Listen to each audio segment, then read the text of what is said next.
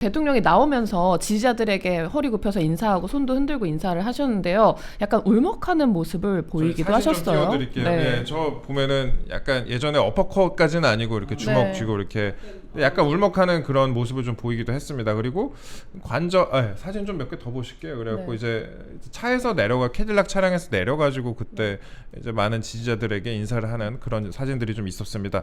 그 관저에 도착해서 윤석열 대통령이 김치찌개로 식사를 했다라고 하는데, 뭐 김치찌개로 식사를 했고 또 대통령 측이 건강은 이상 없다, 잠을 많이 자니 더 건강해졌다 이렇게 얘기를 했다고 합니다. 그리고 구치소는 대통령이 가도 배울 게 많은 곳이다, 성경을 열심히 읽었다, 과거 구치소에 수감됐던 지인들을 하나둘씩 떠올리면서 그들은 어떻게 지냈을까 생각해보기도 했다, 교도관들이 어려운 여건에서 고생을 많이 하는 것을 봤다라고 얘기를 했다고 합니다. 이게 제가 좀 말씀드리자면은 이게 좀 신기한 건데요. 사실 귀가하잖아요. 네. 진짜 오랜만에 귀가해도 신기해요. 진짜 어제 집에서 나갔다가 바로 돌아온 기분이에요. 진짜.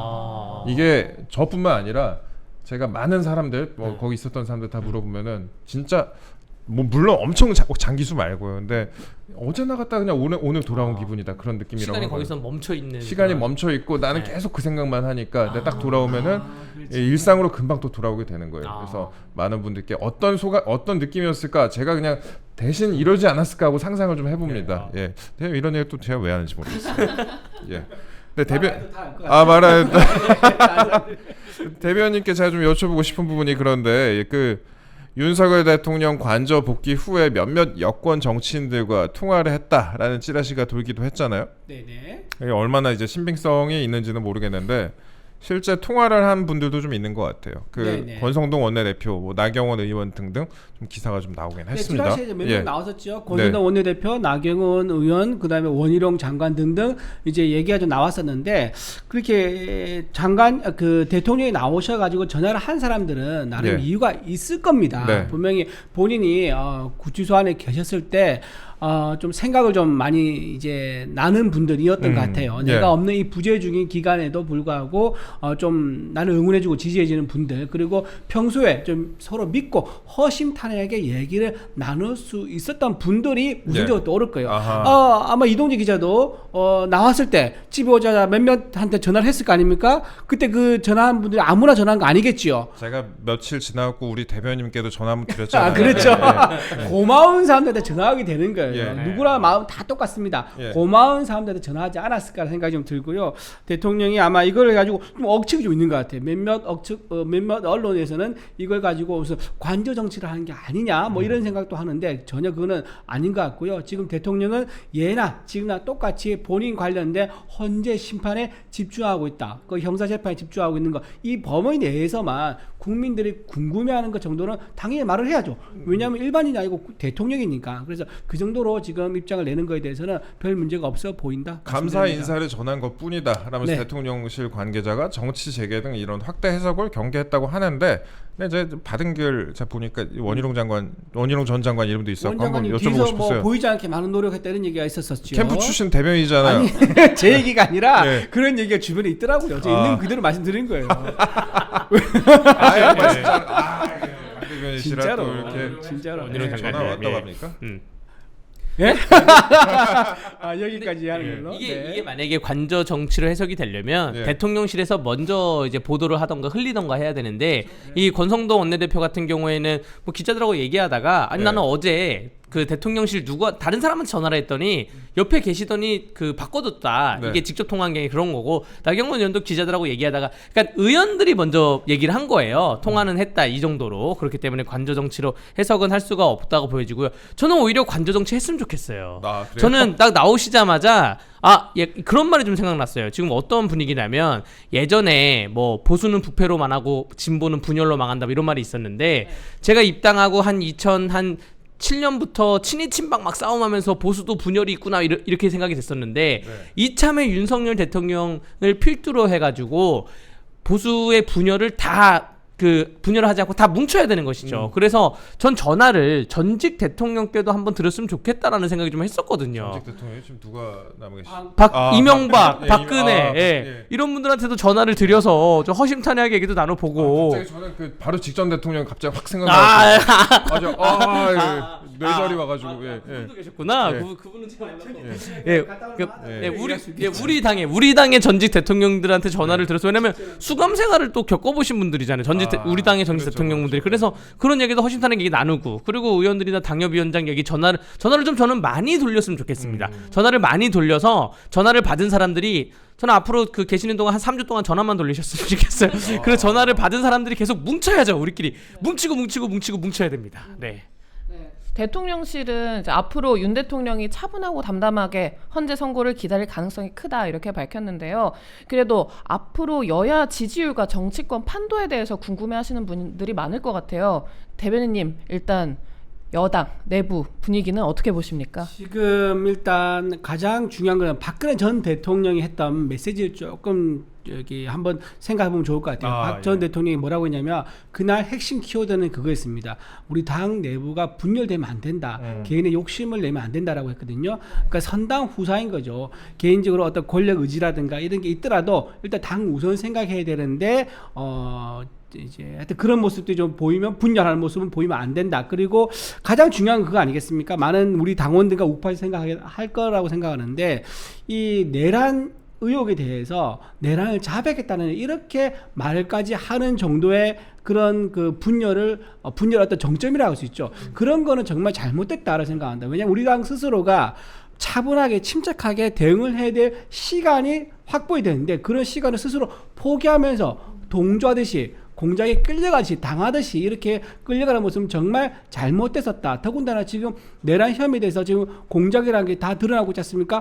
홍정원 차장 메모, 곽종훈 사령관은 본인이 스스로 협박당했다. 얘기하면서 주변 토론한 것도 나왔었지요. 그리고 공수처가 수사권이 없다고 나왔어요. 공수처 수사권이 없다. 이건 무슨 말이죠? 형사재판 가면은 내란죄 이게 전부 다 기각된다. 무죄 나올 가능성이 있다는 얘기예요. 그런데 우리 집권당 여당 대표가 전 대표가 그렇게 스스로 그걸 인정한 듯한 야당이 공격하더라도 맞서 싸워야 되는데 인정한 듯한 그런 발언을 한 것은 굉장히 잘못됐다. 아쉬운 부분이다라는 생각이 듭니다. 그래서 저는 이번 기회에 대통령이 나오셨기 때문에 이거는 우리가 분열보다는 연대와 규합 이게 가장 핵심 키워드가 되어야 될 것이다 이래 봅니다.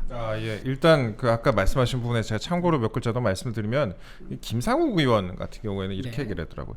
불법 계엄 윤석열 대통령 풀려나 검찰 어떻게 기본적 실수를 하나 그런 식으로 이게 우리 당 국회의원 맞죠? 민주당 국회의원인가요? 김상욱 의원? 당원 8조를 읽어보시기 바랍니다. 김상욱 의원. 이렇게 얘기를 했다고 합니다. 그런데 변호사님도 법조인이지만 사실 이렇게 아주 형이 확정된 것도 아니고 혐의 단계잖아요. 혐의 단계고 그 다음에 그 위법 수사 논란, 그 다음에 증거, 뭐 절차 관련된 부분 역시 여러 가지 좀 문제가 있었다라는 그런 지적을 받는 상황인데 당내에서 뭐 이런 목소리도 좀 나오고 있는 것 같습니다. 여야 지지율도 그런데 한번 점검해볼 필요가 있을 것 같아요. 아마도 이제 내일 오전쯤부터 여론조사 결과 좀 쏟아질 것으로 보이는데. 일단 조사 결과가 금요일 오후부터 돌려가지고 일요일 정도까지 조사해서 오늘 오전 낮 정도까지 추린 다음에 그 다음에 아마 내일 좀 발표가 될 것 같아요. 문화일보에서 나올 수도 있죠. 오늘 오후에 나올 수도 있겠네요. 좀 서두르면 오늘 나올 수도 있을 것 같은데 어떻게 나올 것 같습니까? 저는 오히려 이제 당연한 예측이지만 상승하지 않을까 싶어요. 누가 상승?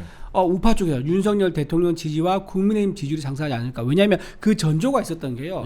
지난주에 발표된 아주 충격적인 여론조사 결과가 있습니다. 서울의 소리에서요. 아주 극좌 친민주당 매체 아닙니까?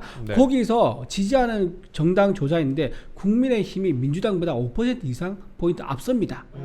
그리고 뉴스토마토도 국민의힘이 앞서고 나왔어요. 이게 지난주 금요일 결과입니다. 그런데 지금 광화문 집회 여의도 집회가 주말에 열렸었죠.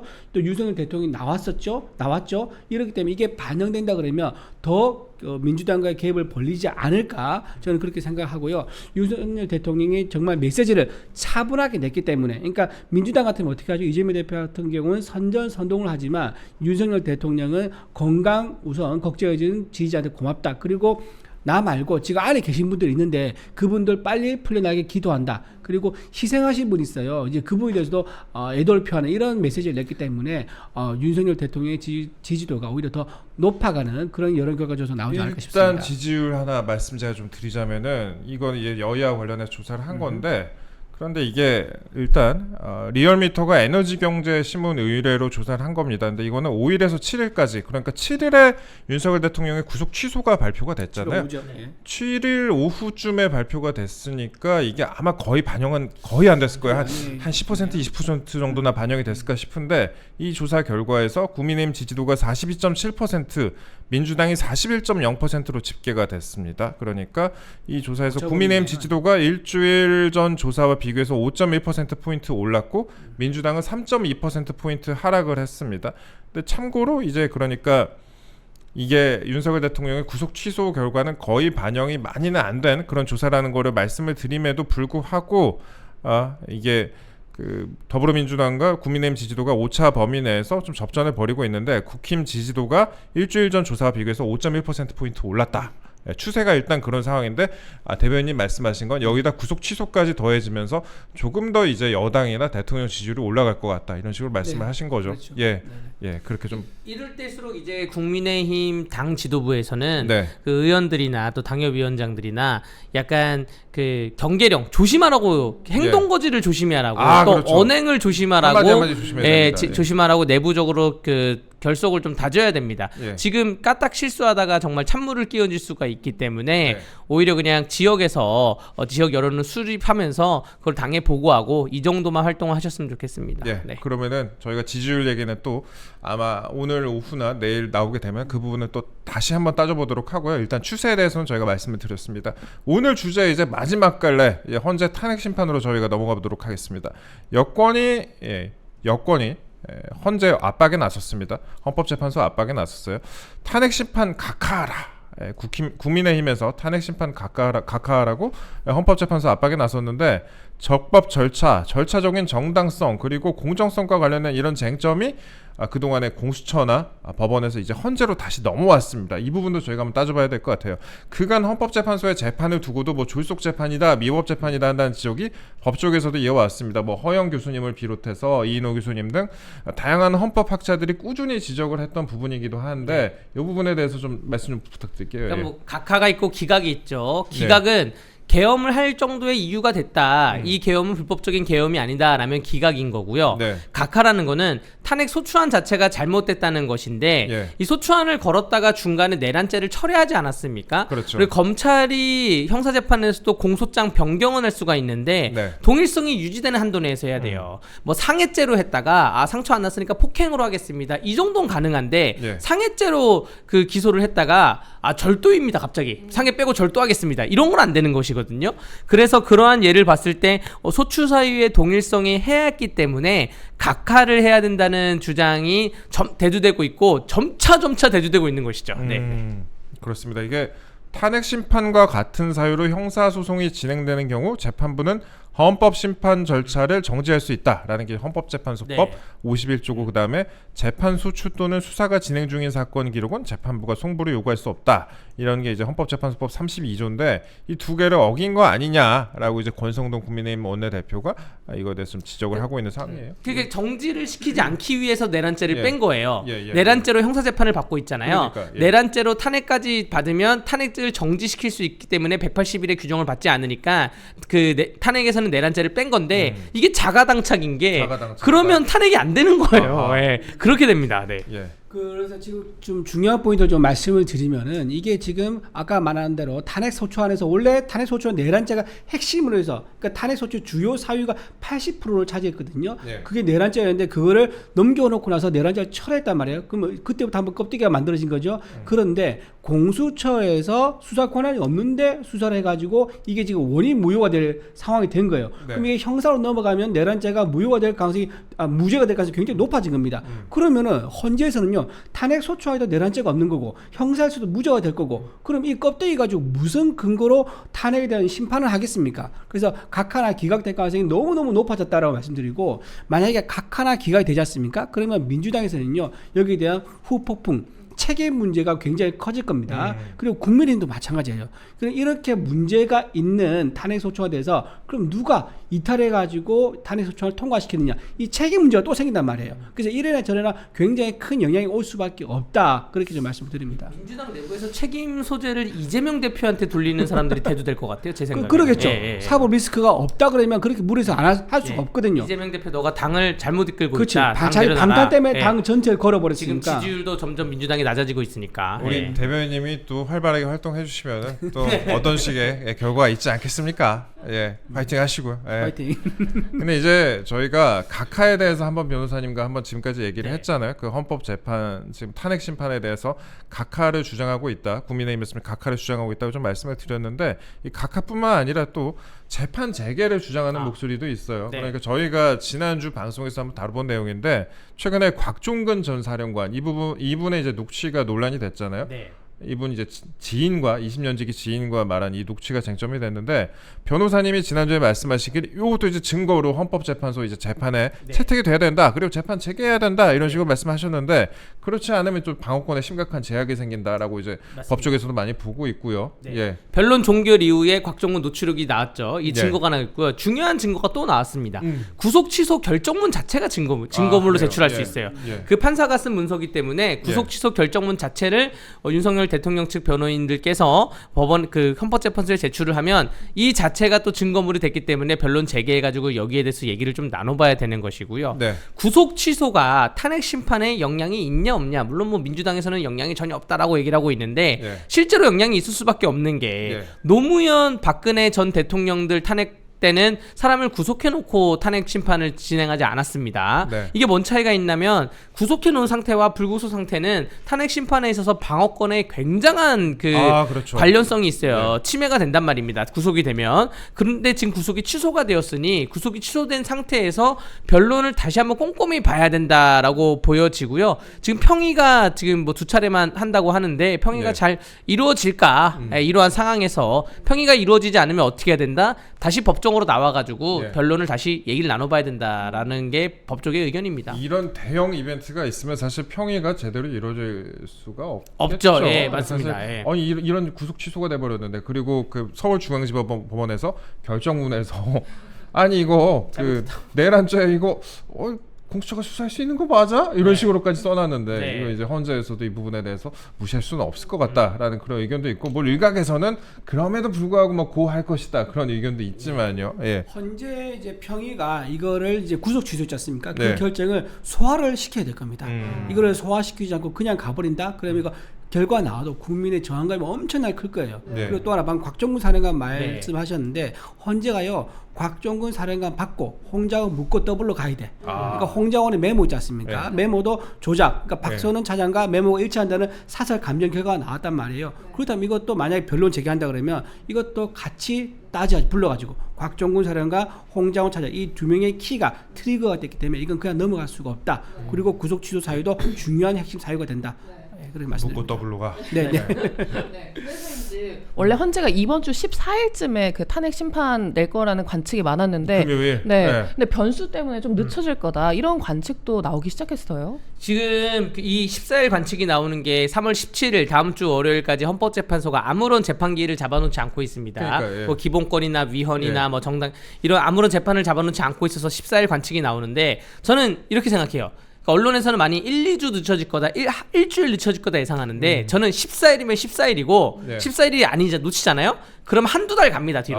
한두 달 가고 여기는 또 어떠한 요소가 필요하냐면 문영배가 본인의 욕심을 내려놓는 게 필요합니다. 어떤 욕심이냐면 이 역사의 결정문에 예. 내 이름을 반드시 받겠다라는 그것만 내려놓으면 돼요. 네. 그러면 4월 18일이 중요하지 않거든요. 이제 네. 두 번째 기산일이 중점일이 4월 18일인데 문영배 이미선 재판관이 이제 내려놓는 그 기간인데 요게 중요하지 않으면 180일은 지금 충분히 확보가 될 수 있기 때문에 그렇기 때문에 14일이면 14일 아니면 한참 멀어질 수도 있다. 그러면 여기서 대한민국 어떻게 가야 되냐? 한덕수 총리부터 좀 정상화를 돌려달라. 여기까지. 한덕수 총리는 대체 언제 돌아옵니까? 궁금한 게 아니 재판 54일 동안 안 하고 있다가 한 번 하고 딱 끝났잖아요. 한 번 하고 딱 끝났으면은 한 번 하고 끝날 정도의 재판이면 이거 진즉 다 쓰고도 남거든요. 그렇죠. 그리고 윤석열 대통령에 대해서 지금 뭐 재판이 미뤄진다 네. 이런 얘기가 나오는데 아니 그러면 한덕수 총리를 그 전에 복귀를 시켜야 우리나라가 미국하고 통상 압력에 네. 대해서도 어느 정도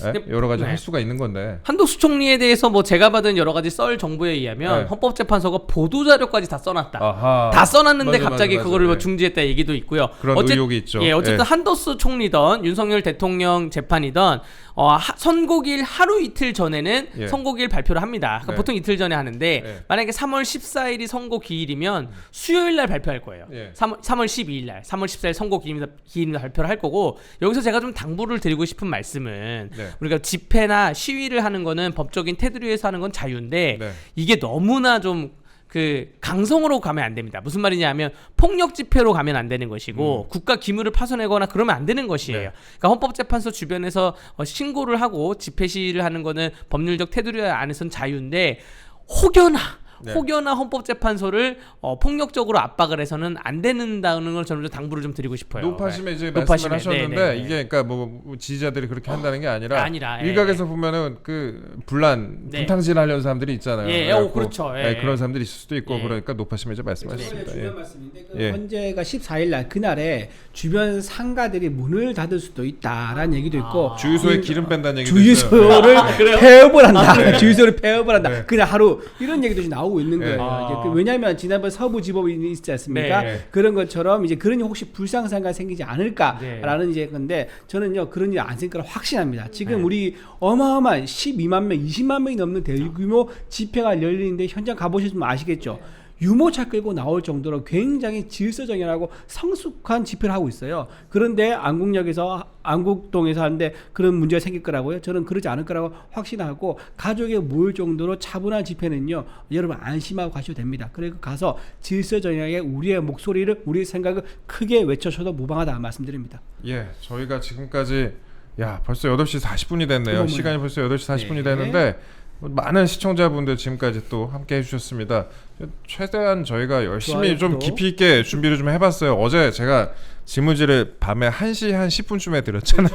네, 맞아요. 가장 업데이트를 많이 하고 업데이트를 하고 또 하고 그다음에 그 부분에 대해서 서로 또 관점을 물어보고 그러느라 제가 어저께 새벽까지 좀 준비를 해봤는데 시청자 여러분들 조금 그래도 만족하실 만한 저희가 방송을 만들기 위해서 그래도 열심히 노력을 하고 있다 그 말씀 드리겠습니다. 저희 그리고 더 많은 분들 보실 수 있게요. 좋아요 한 번씩 눌러주시면 감사하겠습니다. 그래야 더 많은 분들께 노출이 될 것 같고요.